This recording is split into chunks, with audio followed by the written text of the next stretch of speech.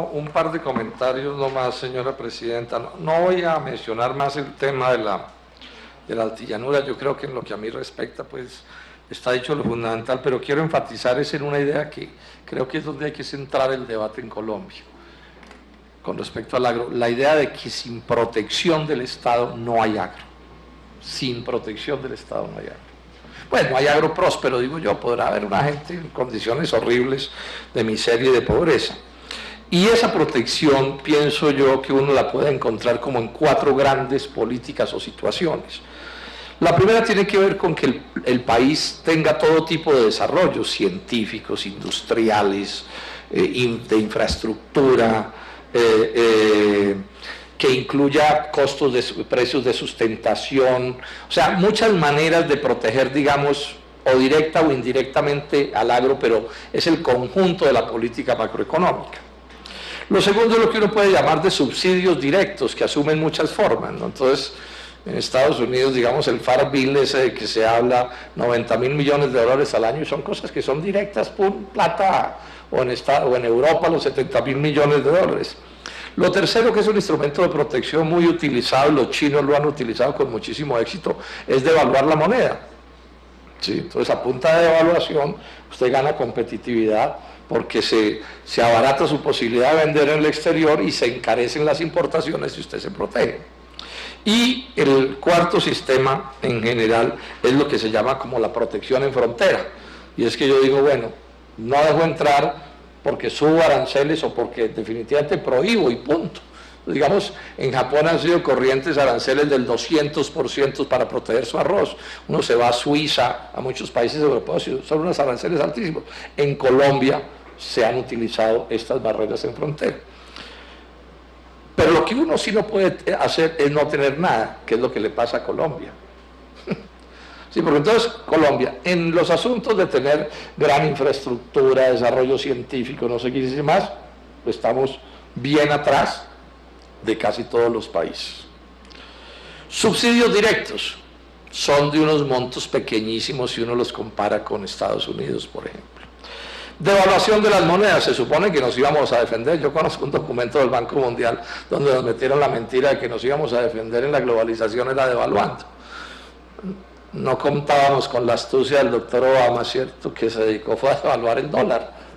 Y listos, despachados los amigos y quedamos revaluados. Y la otra medida es la protección en frontera. Entonces, ¿qué pasó en Colombia? Que con los TLC nos quitaron la protección en frontera, entonces quedamos sin nada. Realmente en el ambiente de TLC, lo único que podemos hacer, digamos, bajo el control nuestro, son los subsidios directos. O sea, Colombia no está en condiciones de cambiar en el corto plazo los niveles de productividad nacional generales. O sea, no tenemos cómo bajar la tasa de interés, ni desarrollar la ciencia, ni nada. No tenemos aranceles porque nos los quitaron con el TLC. Yo alguna vez dije que el TLC consistía en que los gringos tenían una ametralladora y nosotros un corta uñas, y el TLC consistió en que a nosotros nos quitaron el corta uñas. Entonces, y tampoco tenemos devaluación, entonces no nos queda sino los subsidios directos. Pero ¿qué es lo que eso quiere decir? Que es convertir el negocio agrario de Colombia en una guerra de tesorerías. O sea, los gringos con sus subsidios y nosotros con los nuestros. Y es obvio que estamos muertos, porque no es posible. Yo defiendo que en Colombia haya subsidios. Pienso que la decisión, lo que ganaron los cafeteros estuvo muy bien, pero lo cierto es que estratégicamente hablando no es sostenible una política de respaldo agrario de un país como Colombia que se fundamenta en los subsidios. Entonces ahí es donde yo digo, quienes han gobernado a Colombia estos 25 años de manera consciente tomaron la decisión de reemplazar el trabajo nacional por el extranjero. O sea, la ganadería de leche en Colombia va a desaparecer o va a quedar reducida al mínimo, no hay nada que hacer. La senadora Marisa Martínez también lo dijo, frente al arroz gringo, el arroz colombiano desaparecerá o quedará reducido al mínimo. Es que esto no es un problema de magia, esto es un problema de cosas que son concretas. Además ya los gringos nos acaban de decir, subiremos los subsidios hasta donde haya que subirlos, pero les vamos a quitar su agro. Es más, me temo que deben estar nerviosos hasta los argentinos y los brasileños con esta alza de los subsidios de Estados Unidos. Entonces es lo primero que yo quiero señalar. Yo creo que este es el debate. Este debate hay que adelantarlo con franqueza y con claridad. Puede ser echando unos cuentos aquí. Entonces el ministro Estupiñán dice, no, es que ahí hemos dado unos subsidios, pero que es que no alcanzan. Pues sí, es que eso lo sabemos desde antes, ese es el problema, es que no alcanzan, ni van a alcanzar. Entonces, si nosotros no establecemos protección en frontera, estamos muertos. Es la única posibilidad que tenemos hoy. Porque nosotros no podemos controlar la devaluación norteamericana. No podemos cambiar el desarrollo general de Colombia de un día para otro. No nos alcanza la plata de los subsidios. Entonces no nos queda sino la protección en frontera. Bueno, o no tener agro, que es lo que nos están diciendo, que tengamos minería. Bueno, esto lo dejo aquí planteado simplemente para el debate. Yo insisto, en el Polo venimos haciendo un esfuerzo grande para que este debate se haga con seriedad y que se haga con rigor, y es a lo que invito a los partidarios del libre comercio, sean serios en el debate. Pero no puede ser que nosotros les demos datos y análisis y análisis. Rebátame esto que acabo de decir, alguien que lo rebata. Pero todos lo despachan, no, es que el doctor Robledo es terrorista y no sé qué vaina, y ya con eso ganaron la discusión. Bueno, lo otro es esto. Y hoy de alguna manera se notó, hay un discurso anticampesino en Colombia. Ese es el discurso oficial del gobierno nacional, es el discurso oficial de la SAC, de la Sociedad de Agricultores de Colombia. ¿Qué es el discurso de que campesinos sí, pero campesinos asociados, campesinos agrupados, campesinos cooperativizados, campesinos bajo la férula de la Nacional de Chocolates o de Indupalma o de no sé quién, o sea, campesinos que no sean campesinos? Porque es que el campesino es campesino si es campesino libre.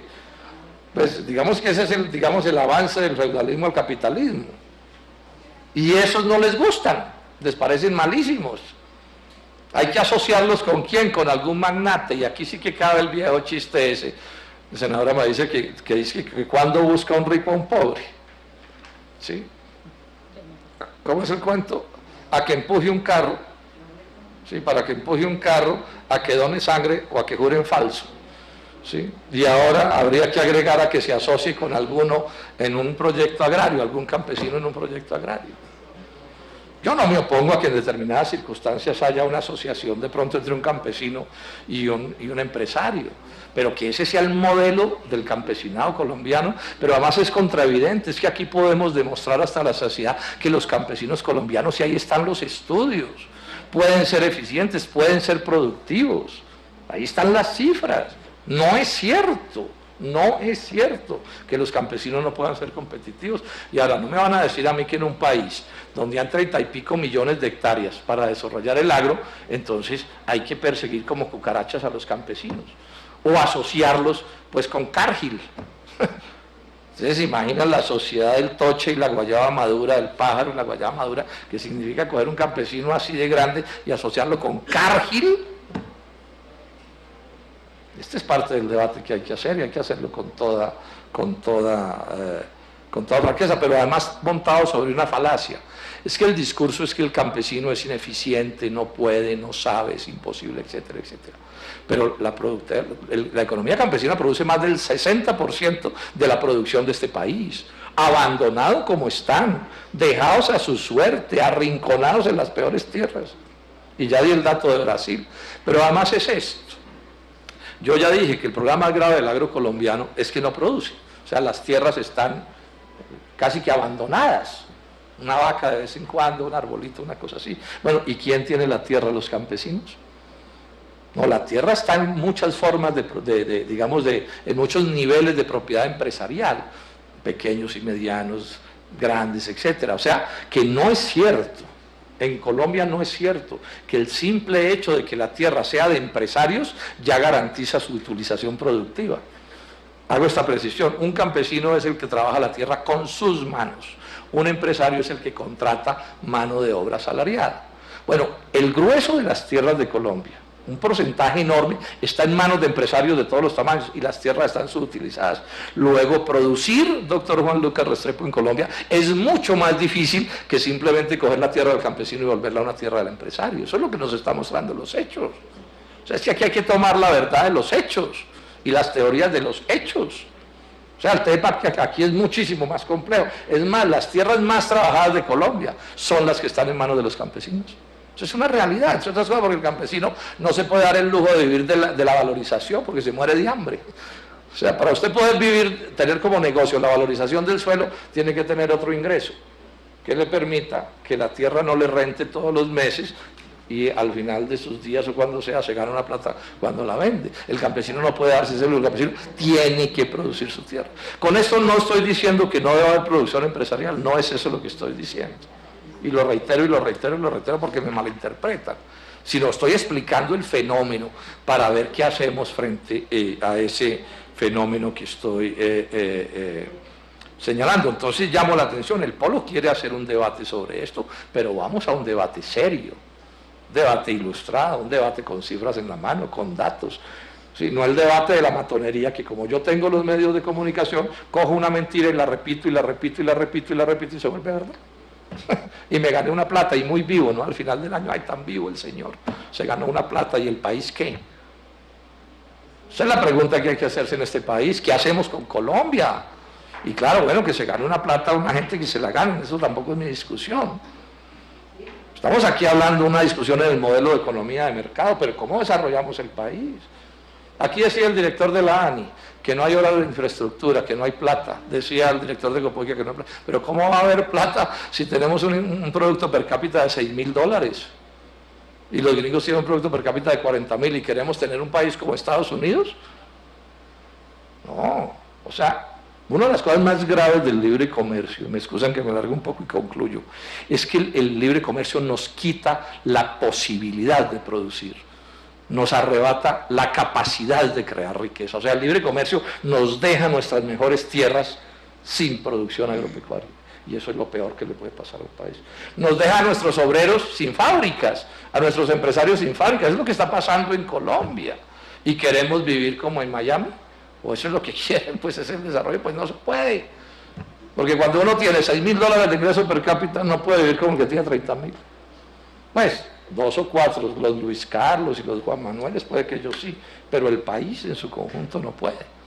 Este es el debate que hay que hacer de fondo. Es un comentario de un minuto que se me pasó lamentablemente ahora en las conclusiones, y es que ese discurso anticampesino que hay en Colombia, también de manera solapada es un discurso antipequeño y mediano empresario, antiempresario común y corriente. Porque aquí se está levantando la tesis de que si no son plantaciones de 30.000 y 50.000 hectáreas no se puede. Es más, es un discurso pro-transnacionales. Y en ese sentido le llamo la atención a los empresarios comunes y corrientes colombianos. Vienen por los campesinos, y eso es clarísimo, pero vienen por ellos también. Vienen por ustedes también, señores empresarios comunes y corrientes. Es más, vienen es a entregarles las tierras a las transnacionales. Este es un debate que también hay que hacer con toda franqueza. Y es un riesgo que está allí. Muchas gracias, senadora Marisa.